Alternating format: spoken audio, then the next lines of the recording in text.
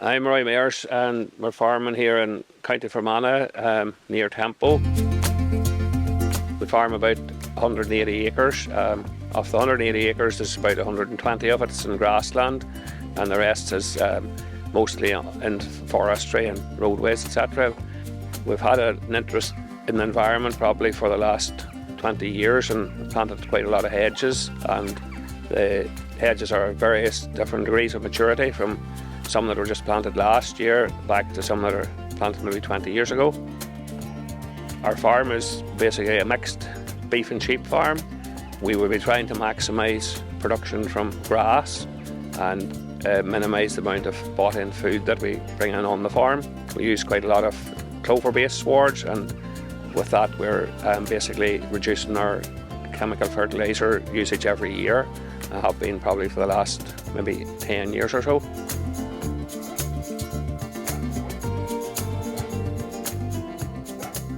This hedge was planted in 2019, and it's a mixture of wild rose, dog rose, gilder rose, blackthorn, whitethorn.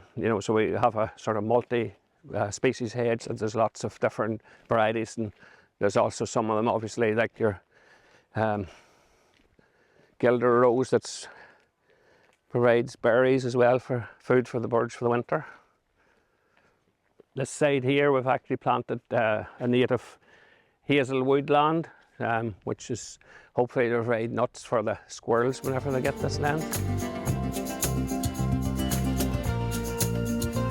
We've been carrying out some work for AFBI under their Zero Ensil project, and it's basically looking at using no chemical fertiliser and producing a high quality forage for winter feeding.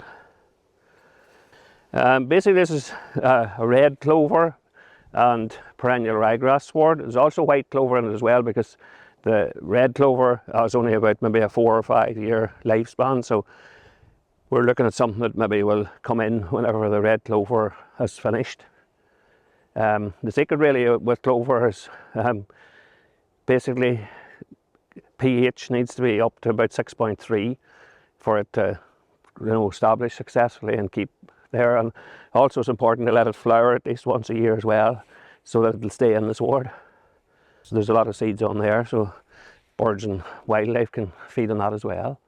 This field here received no chemical nitrogen fertiliser whatsoever. The whole idea is to reduce bought-in protein and also cut out the use of artificial chemical fertilisers. We weigh our cattle regularly, and when we moved them onto the high clover, higher protein silage, we're gaining about 0.6 of a kilo extra per day on the same level of concentrate feeding.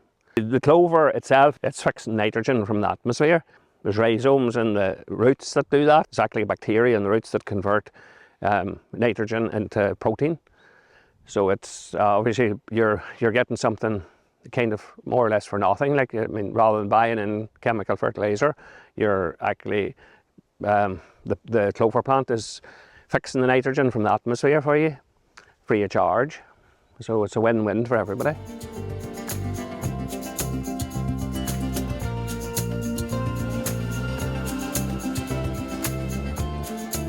It's really high dry matter side was made, that silage was actually made back in May, so it'll be really high quality.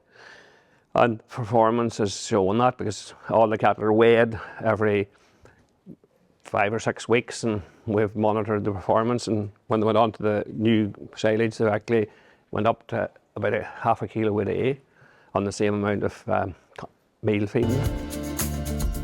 All our bales are marked. You can see the number on them. That tells you the field that the silage came from, and also when it was made. So from that we'll be able to decide then if that came from, say, a high clover field, and we'll be able to measure if the animals perform better on that silage than maybe coming from a different field that was just a traditional perennial ryegrass sward.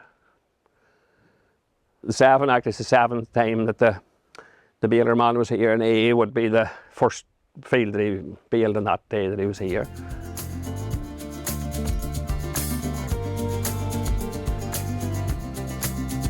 This is a New Zealand Suffolk ram that we purchased last year. We've been using New Zealand Suffolk genetics probably for about 6 years now. The main reason is that we're trying to produce the maximum amount of lamb we can from grass without having to buy in any concentrates.